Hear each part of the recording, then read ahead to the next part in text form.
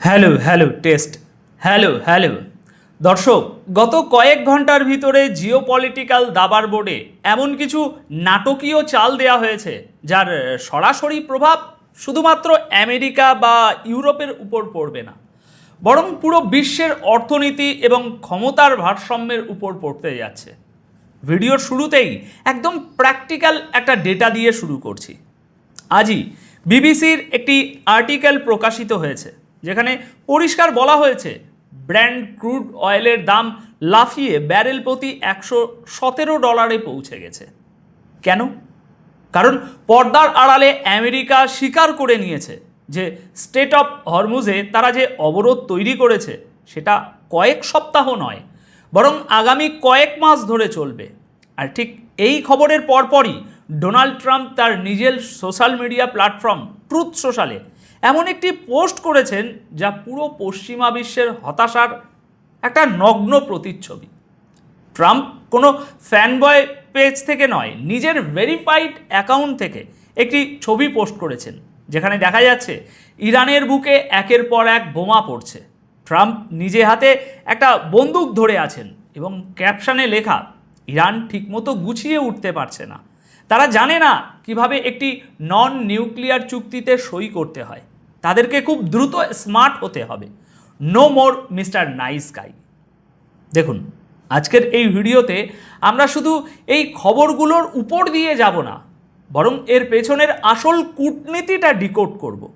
আমরা বিশ্লেষণ করব কেন আমেরিকার ডিফেন্স বাজেট দ্বিতীয় বিশ্বযুদ্ধের পর সবচেয়ে বড় লাভ দিতে যাচ্ছে, কেন খোদ আমেরিকার ভাইস প্রেসিডেন্ট জেডি ভ্যান্স পেন্টাগনের বিরুদ্ধেই বিদ্রোহ ঘোষণা করে বসেছেন, এবং কেন 1973 সালের একটি পুরনো আমেরিকান আইন আগামী কয়েকদিনের মধ্যে ডোনাল্ড ট্রাম্পের সমস্ত ক্ষমতা কেড়ে তার পুরো অহংকার ধুলোয় মিশিয়ে দিতে পারে।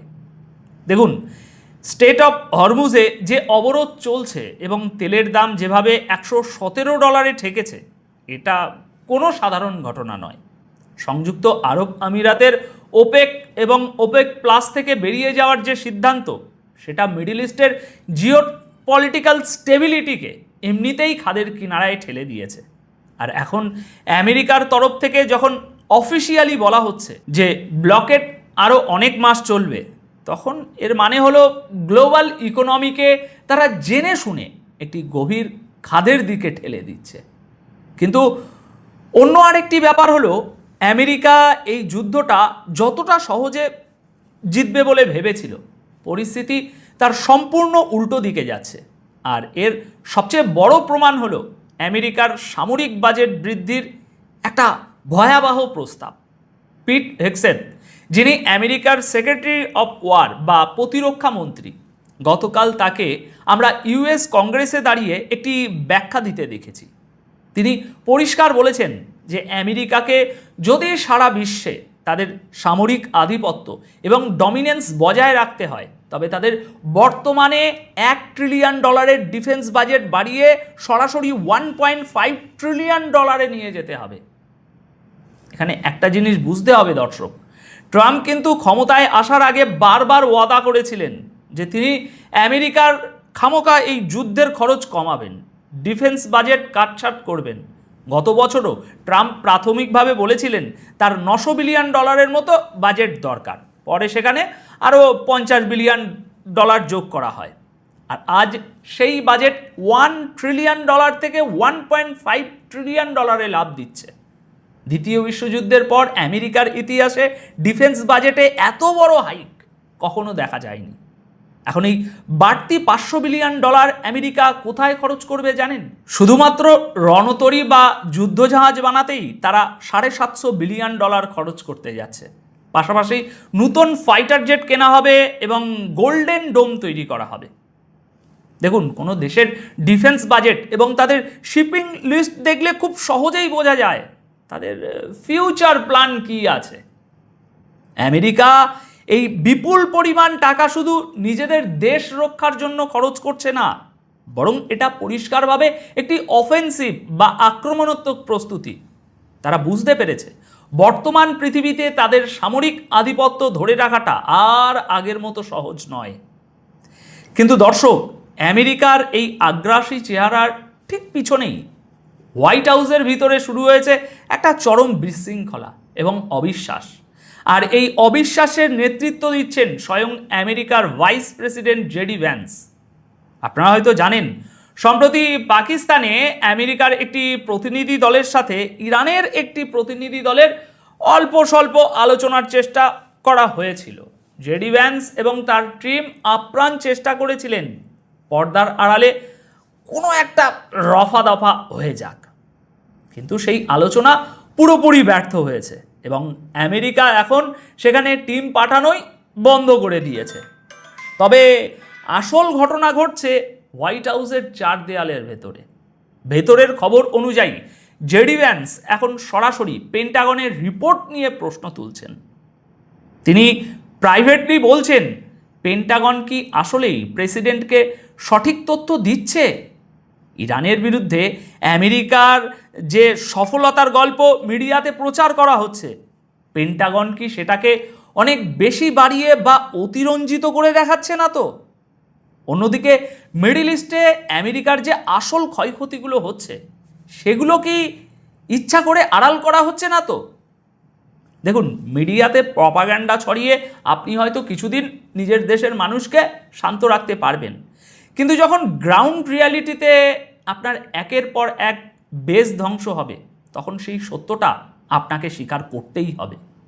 বিভিন্ন নিরপেক্ষ রিপোর্টে এটা পরিষ্কারভাবে উঠে আসছে যে মিডল ইস্টে আমেরিকার বিভিন্ন মিলিটারি বেসে যে পরিমাণ ক্ষয়ক্ষতি হয়েছে তা মেরামত করতে তাদের কয়েক বছর সময় লাগবে এবং বিলিয়ন ডলার খরচ হবে। শুধু তাই নয়, সৌদি আরব এবং ইউএইর মতো মিত্র দেশগুলোর শহরগুলোতে ইরানের ছোড়া ড্রোন এবং মিসাইল যে পরিমাণ ধ্বংসলীলা চালিয়েছে, আমেরিকা সেটাকেও আন্ডার এস্টিমেট করছে। যুদ্ধ পরবর্তী পরিস্থিতি এমন জায়গায় যেতে পারে যে এই দেশগুলোকে অর্থনৈতিকভাবে বাঁচিয়ে রাখতে আমেরিকাকে উল্টো বড় বড় ইকোনমিক প্যাকেজ দিতে হতে পারে। জেডি ভ্যান্স আসলে একটু প্র্যাকটিক্যাল মানুষের মতো পরিচয় দিয়েছে। তিনি বুঝতে পারছেন যে অহংকার দিয়ে যুদ্ধে জেতা যায় না। তিনি চাইছেন আমেরিকা যেন একটু রিয়ালিস্টিক হয় এবং যে কোনো মূল্যে, যে কোনো শর্তে এই মুহূর্তেই ইরানের সাথে এই যুদ্ধটা শেষ করে। কারণ লম্বা সময়ের যুদ্ধে টিকিয়ে রাখার মতো লজিস্টিক বা মানসিক অবস্থা আমেরিকার এখন নেই। সুতরাং এখন প্রশ্ন হলো, আমেরিকা যদি বাধ্য হয়ে লম্বা যুদ্ধের প্রস্তুতি নেয়ও, তাহলে ইরানের দিক থেকে সমীকরণটা আসলে কি? ইরান কি এই যুদ্ধ বছরের পর বছর চালিয়ে নিতে পারবে? দর্শক, এই উত্তরটা ইরানের নেতারাই খুব পরিষ্কারভাবে দিয়ে দিয়েছেন।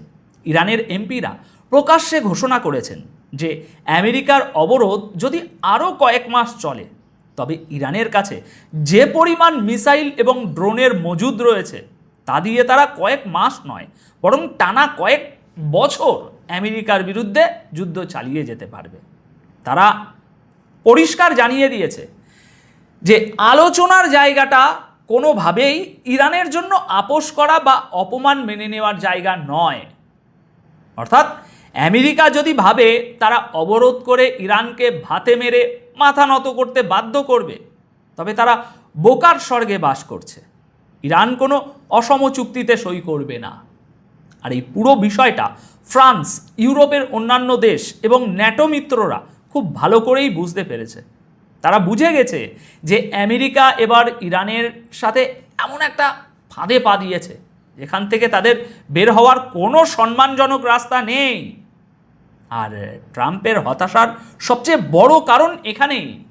ট্রাম্প ভেবেছিলেন মিডল ইস্টে তিনি যখন আক্রমণ করবেন তখন পুরো ন্যাটো জোট তার পিছনে এসে দাঁড়াবে, কিন্তু বাস্তবে কি ঘটল দর্শক? এক কথায় ন্যাটো পরিষ্কার জানিয়ে দিয়েছে আমেরিকা নিজেরা যে গর্ত খুঁড়েছে সেখানে তারা একাই পড়বে, ইউরোপ তাদের বাঁচাতে আসবে না। পশ্চিমা বিশ্ব ভিতর থেকে ঠিক কতটা বিভক্ত হয়ে পড়েছে এটা তার একটা জলজ্যান্ত প্রমাণ। এখন ভিডিওর এই শেষ অংশে এসে আমাদের সবচেয়ে গুরুত্বপূর্ণ এবং ক্রিটিক্যাল পয়েন্টটা বুঝতে হবে, আর তা হলো সময়ের হিসাব। ডোনাল্ড ট্রাম্পের হাতে আসলে সময় খুব দ্রুত ফুরিয়ে আসছে, খুব দ্রুত। আমেরিকা এবং ইরানের এই যে সরাসরি সংঘাত তা খুব দ্রুতই 60 দিনে পা দিতে যাচ্ছে।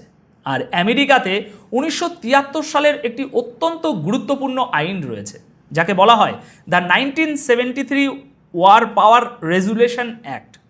এই আইনের ধারা অনুযায়ী আমেরিকার কোনো প্রেসিডেন্ট সে দেশের পার্লামেন্ট বা কংগ্রেসের পূর্ব অনুমতি ছাড়া কোনো বিদেশি রাষ্ট্র বা শক্তির বিরুদ্ধে সর্বোচ্চ 60 দিন পর্যন্ত যুদ্ধ পরিচালনা করতে পারেন, এর বেশি একদিনও নয়। হ্যাঁ, এই আইনে একটা ছোট ফাঁকফোকরও আছে বটে, যেখানে বলা হয়েছে যদি দেশের জাতীয় নিরাপত্তার উপর চরম কোনো হুমকি থাকে তবে প্রেসিডেন্ট চাইলে এই মেয়াদ আরও 30 দিন বাড়াতে পারেন। কিন্তু দর্শক, এই 60 দিনের সময়সীমা পার হওয়ার সাথে সাথেই কিন্তু আমেরিকার ভিতরে ডোনাল্ড ট্রাম্পের উপর একটা অকল্পনীয় রাজনৈতিক চাপ তৈরি হতে যাচ্ছে। চাক শুমার এবং অন্যান্য ডেমোক্রেট নেতারা ইতিমধ্যেই প্রস্তুতি নিচ্ছেন। খুব শীঘ্রই তারা দাবি তুলবেন যে 60 দিন তো পার হয়ে গেল, এবার এই যুদ্ধ নিয়ে আমেরিকান পার্লামেন্টে ভোটাভুটি হোক। দেশের সাধারণ মানুষ এবং তাদের প্রতিনিধিরা কি আদেও এই যুদ্ধ চায় নাকি চায় না, সেই ভোটাভুটি ট্রাম্পের জন্য একটা অ্যাসিড টেস্ট হবে। আর যদি কোনোভাবে সেই ভোটে ট্রাম্প হেরে যান, তবে তিনি আমেরিকার প্রেসিডেন্ট পদে বসে থাকা সত্ত্বেও তার আর কিচ্ছুটি করার থাকবে না। এই যুদ্ধ তাকে ইমিডিয়েটলি বন্ধ করতে হবে। আর যদি সেটাই হয়, তবে একটু ভেবে দেখুন তো পুরো বিষয়টা কেমন দাঁড়াবে। একটা সম্পূর্ণ অর্থহীন যুদ্ধ, যার কারণে গ্লোবাল ইকোনমির ট্রিলিয়ন ডলারের ক্ষতি হলো, তেলের বাজার ধ্বংস হলো, মিত্ররা মুখ ফিরিয়ে নিল, আর দিন শেষে আমেরিকার অর্জন হলো শূন্য। পুরোটাই একটা গ্লোবাল হিউমিলিয়েশন বা বৈশ্বিক অপমান ছাড়া আর কিছুই নয়। তাই আগামী কয়েকটা দিন জিওপলিটিক্সের জন্য অত্যন্ত টার্নিং পয়েন্ট হতে যাচ্ছে। ট্রাম্প কি এই আইনকে তোয়াক্কা না করে গায়ের জোরে যুদ্ধ চালিয়ে যাবেন, নাকি আমেরিকান কংগ্রেস তাকে থামিয়ে দেবে? পর্দার পেছনের এই দাবার চালগুলোর দিকে আমাদের তীক্ষ্ণ নজর থাকবে। আজকের এই পুরো বিশ্লেষণ নিয়ে আপনাদের কি মতামত? আমেরিকা কি সত্যি নিজেদের পাতা ফাঁদে আটকে পড়েছে? তা অবশ্যই কমেন্ট করে জানাবেন। দেখা হবে পরবর্তী ভিডিওতে। ভালো থাকবেন, সুস্থ থাকবেন। ধন্যবাদ আপনাদের সকলকে।